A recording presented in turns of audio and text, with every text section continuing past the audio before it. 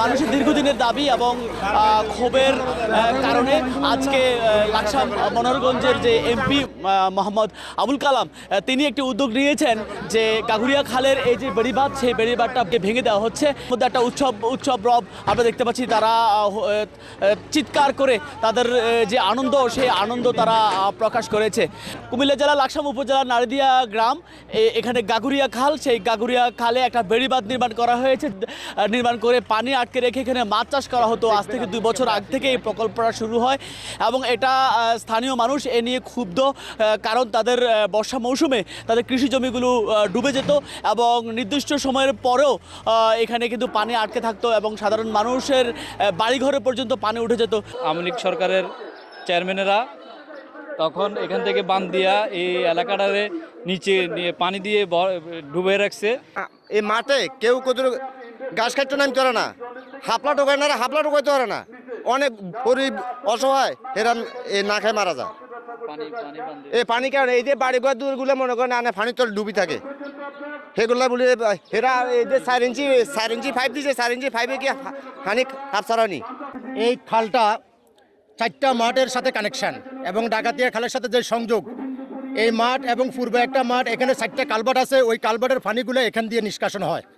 অতএব তারা যদি প্রজেক্ট করতে চায়, তাদের ব্যক্তিগত মালিকানা জমিতে যদি তারা ফাড় করে যদি প্রজেক্ট করে, আমাদের কোনো আপত্তি নাই। কিন্তু সরকারি যে একটা খাল যেটা জনগণের জন্য করা হয়েছে, যেটা জনগণের স্বার্থে, এটা ছেড়ে দেওয়া এবং ভেঙে ফেলাটা সবচেয়ে উত্তম।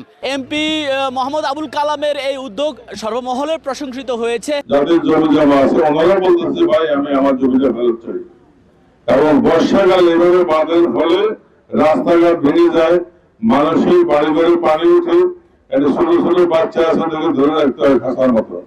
সর্বদিক দিয়ে একটা হিসাব করলে ক্ষতি ছাড়া লাভ নাই। মাছ চাষের জন্য বিকল্প ব্যবস্থা আছে। আপনি আপনার দিঘি কাটেন, মাছ চাষের জমি আপনার জমি আপনি করেন, কিন্তু একটা ময়াল নিয়ে একটা পাথর নিয়ে এখানে প্রায় 120 হেক্টর 500 পরিবার এটার লগে জড়িত। আমার সরকারের এই ব্যাপারে চাষাবাদ, খাল কাটা, ফ্যামিলি কার্ড, কৃষক কার্ড, 0 টলারেন্স, কোনো ছাড় নাই। আজকে যদি আপনারা নিজেরাই বলতেন যে মাছ চাষ চাই, তাহলে কিন্তু আমি পুলিশ করে দিয়ে আপনাদেরকে অ্যারেস্ট করতাম, কারণ আপনারা দেশের শত্রু, তারেক রহমানের নির্দেশ অমান্যকারী, সেই হিসাবে আমি আপনাদেরকে বন্ধ করতাম। আলহামদুলিল্লাহ আপনারা আসলে সাফারার, এই জন্য আমি আপনাদেরকে সাথে নিয়ে এই খাল এবং এই বাঁধ অবমুক্ত করবো ইনশাআল্লাহ।